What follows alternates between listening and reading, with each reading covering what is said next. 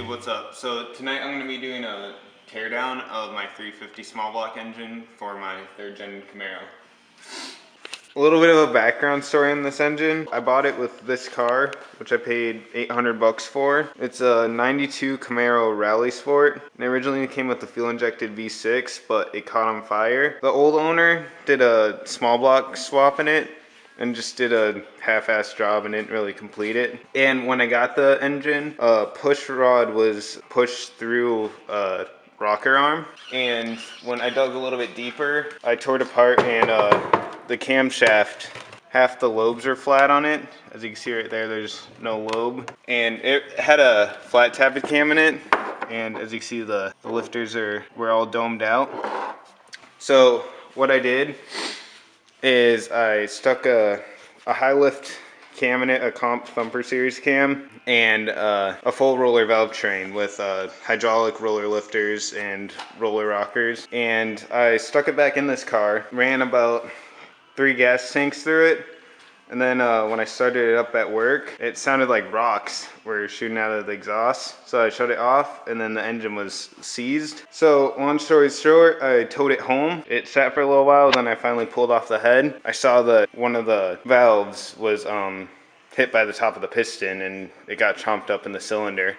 So the cylinder walls are still clean. The bottom of the head's all damaged. But yeah, I guess we'll just start the teardown right now.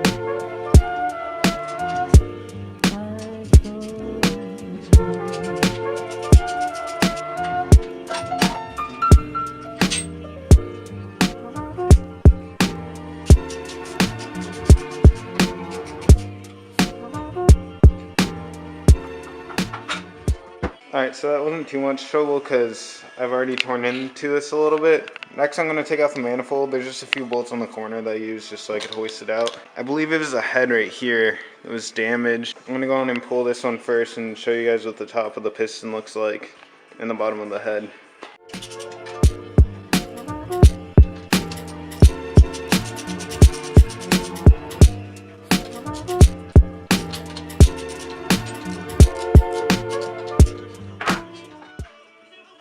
So looking at the manifold over here, when I originally rebuilt the engine, I had a buddy who helped me because, to be honest, I didn't know what the heck I was doing. He was kind of in a rush putting some stuff together, and some things kind of got just half-assed again. Kind of pissed me off because he stripped the bolt hole right here in my manifold for the water neck jacket.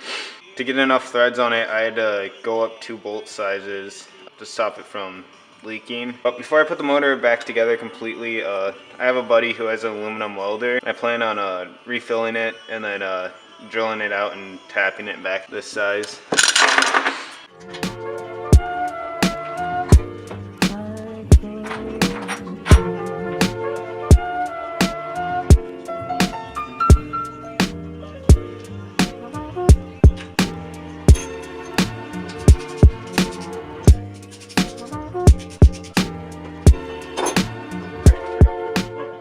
Right here's just a glimpse of the bottom of the head. It's missing the valve and there's a bunch of dents in it. I don't know if you can tell, but it looks like this valve was hitting too because there's a bunch of dings in it. These aren't stock Chevy heads. They're world-class heads, but they're still cast iron. So I don't even know how much it costs to get that machined and cleaned up again. Alright, next I'm going to go on and begin the removal process of the other head. I haven't removed this one yet. It's a bit more time consuming.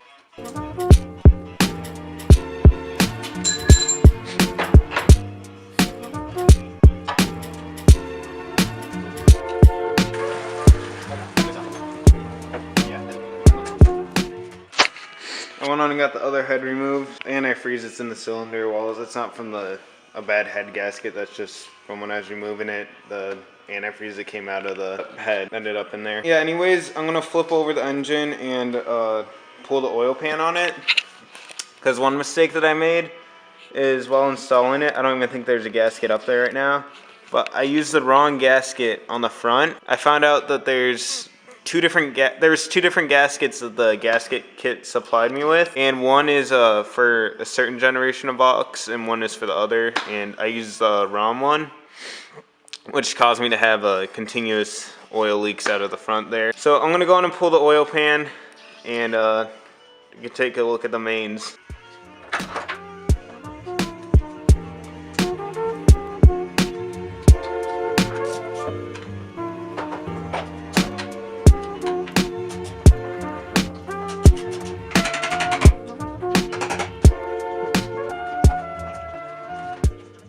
Alright, so as you can see, this block is a true 4-bolt main.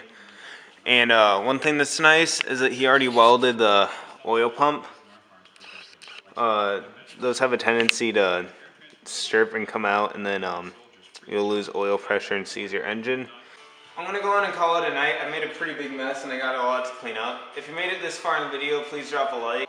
The series I'm starting isn't going to be a how-to series, but more of a watch me learn and struggle, because I got a lot to learn on this. I already know the basics. I've done it once before, but I just want to do it right this time. I'm going to try to start posting weekly content. You could expect snowmobiling, ATV, dirt bike videos, whatever I find interesting. So tell me what you think of the video. Thanks for watching.